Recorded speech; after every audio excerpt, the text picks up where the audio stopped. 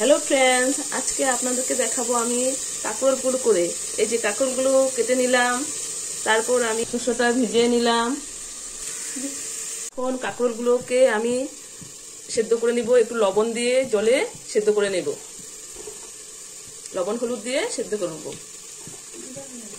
এখন আমি বেসন, চালের গুঁড়ো বেটারটা তৈরি করে নিলাম, লবণ হলুদ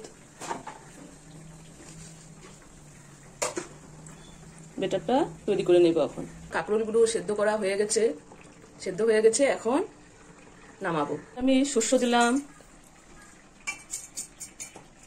কাঁচা লঙ্কা দিলাম, তারপর রসুন একটু লবণ দিয়ে দেব যাতে তিতে না হয়। এখন আমি কাঁকরোলের ভিতর থেকে বিচিগুলো বের করে নিলাম। এখন আমি কড়াইতে তেল দিলাম, তেল দেওয়ার পর আমি এখন পেঁয়াজ দেব,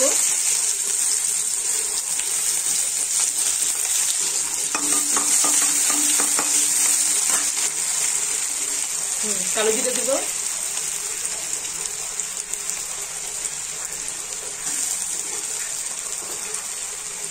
হলুদ দেব,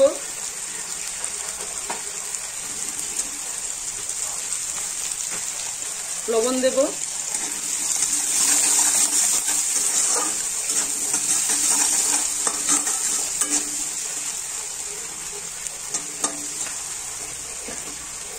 একটু লাল করে নেব ভাজাটা।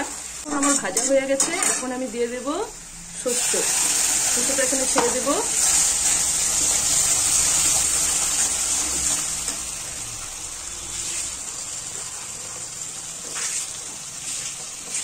বিচিগুলোও ছেড়ে দেব।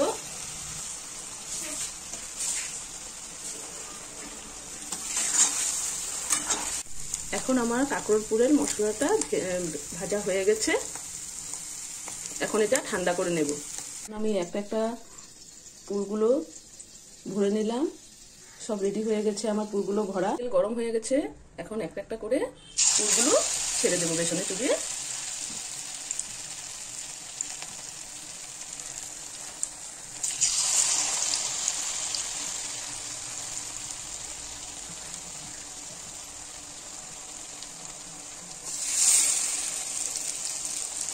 আমার হয়ে গেছে, এখন একটা করে নামিয়ে নেব। যদি আমার কাঁকরোল পুরটা ভালো লেগে থাকে তাহলে বেশি বেশি করে একটু শেয়ার করবেন, লাইক করবেন, কমেন্ট করবেন, সাবস্ক্রাইব করবেন। Thank you.